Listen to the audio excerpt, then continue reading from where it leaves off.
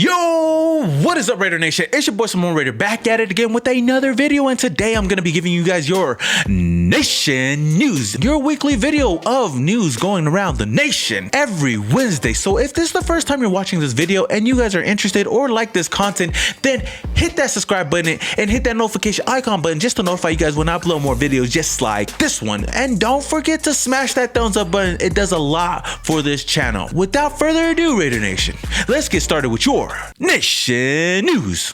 And you tell them one thing, just win, baby.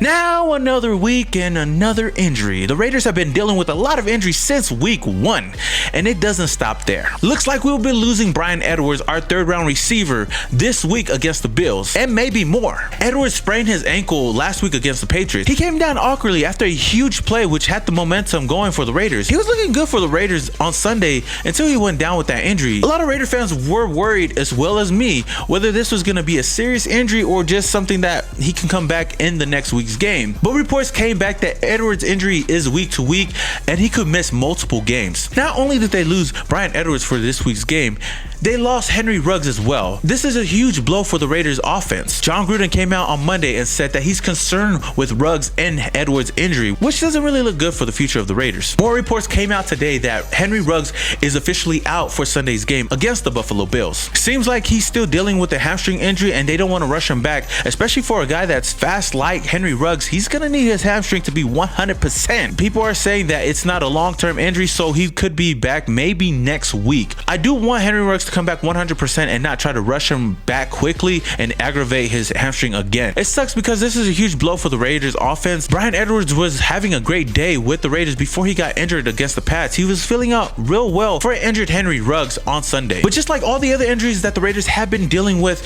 in these past couple of weeks, the philosophy is still the same. It's next man up. And the Raiders are kind of running thin at wide receiver. We still have Zay Jones, Nelson Aguilar, Hunter Renfrow, and we even brought up Rico Gafford from the practice squad to fill in that role for Henry Ruggs. And we still do have Darren Waller as another receiving weapon for this offense. The Raiders do sign wide receiver Robert Davis to our practice squad. I don't know what he would do on this offense, but it seems like he's more of a depth chart piece for this team just in case anybody else goes down. We are already short Tyrell Williams, Bryan Edwards, and Henry Ruggs. 3 crucial weapons for this team. Now a huge topic that's been going around with Raider Nation and people hitting me up in my DMs has been, should the Raiders go out and get Dez Bryant and bring him to this team? I wouldn't mind that. I mean, I'm not going to be clamoring to say go and get him right now. We need him because we've been doing good with the weapons that we do have. But if we do bring him in, I wouldn't mind it. He's a veteran presence that can help out all these young receivers and young players on offense, just like Jason Witten is at the tight end position. And speaking of Jason Witten, Dez Bryant would join his teammate Jason Witten on this team, which would help out.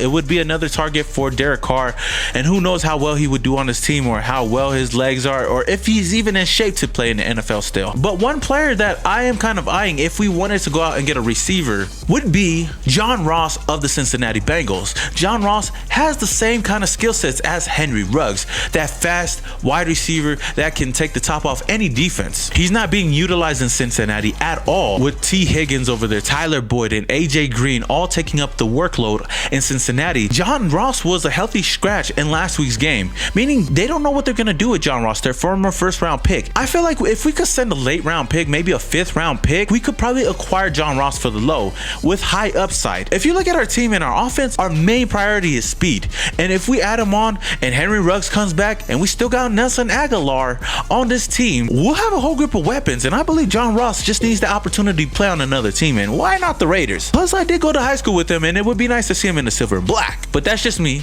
What do you guys think about the Raider Nation? Let me know down in the comments below. And the injury news does not get any better as the Raiders lose Damon Arnette, our first-round pick, for up to 6 weeks. Now, Damon Arnette came into this season with a thumb injury, and that's the reason why he wore a cast. Now on Sunday, he re-aggravated that same thumb after falling awkwardly after a play, which I'm like, really? Another injury? We cannot catch a break out here. According to Ian Rappaport, Arnette is visiting a thumb specialist to see how serious this is. A lot of reports are saying that Arnette could miss up to 6 weeks. 6 weeks! That's another huge blow for this Raiders team. We are already struggling at the cornerback position, and this injury does not help out, especially a first-round talent that we were hoping that could be a corner piece to this team this year. Now, both first round rookies in this year's draft for the Raiders are dealing with injuries already, and that's not a good sign. In 2 games, Ruggs has only caught 4 catches for 59 yards, and Arnette has only had 1 pass breakup. I mean, I'm not gonna judge their whole career off these first 2 games, but I'm just saying it's not looking real well. Look for Nevin Lawson and Isaiah Johnson to get more looks on the outside opposite of Trayvon Mullen. Now, in another bit of news, the Raiders were caught slipping. Several Raider players attended an event hosted by Darren Waller and his foundation. They were all caught not wearing masks and not following COVID-19 guidelines.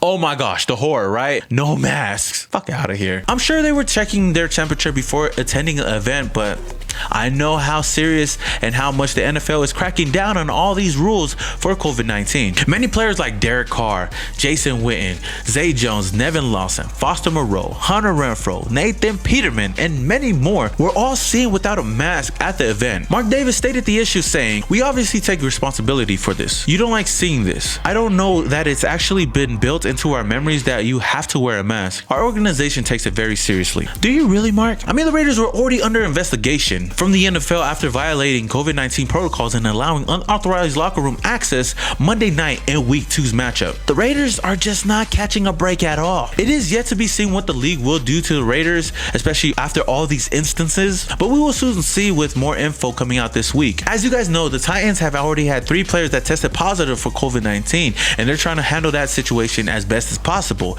So the fact that I guess the Raiders going out to a public event that already had more than 50 people not wearing masks or even following guidelines, it kind of has me worried to see if they're really taking this seriously or not. Honestly, it's kind of sad to see that this is the main headline all over news and all over the Raider news instead of the actual purpose of the event, which was a fundraiser held by Darren Waller's foundation to help young people overcome drug and alcohol addiction. Great job, Darren Waller. That's a great cause. Again, we will find out more as this week goes on to see what the NFL will do to the Raiders. Now, before I wrap up, I'm going to be giving you guys my rapid fire nation news, just going quickly over the last bit of news that have been going on. Marcus Mariota and Tanner Muse are eligible to come off of IR. Now, this is good news. I'm happy, and I cannot wait to see Marcus Mariota on the sideline with his jersey on, just ready to play in case anything happens. John Gruden has said, "I think Marcus is close. I'm confident Marcus is on his way back." That's great news.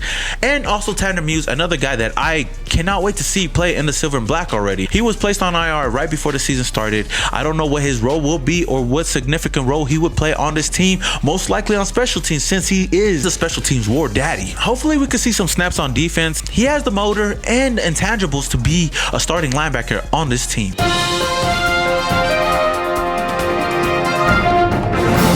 So news that just broke out while I was recording this video, my Oos, Big Oos Marcus is finally back at practice today after being on IR for the first 3 weeks, and the Raiders are going to be working him back into the team on the main roster.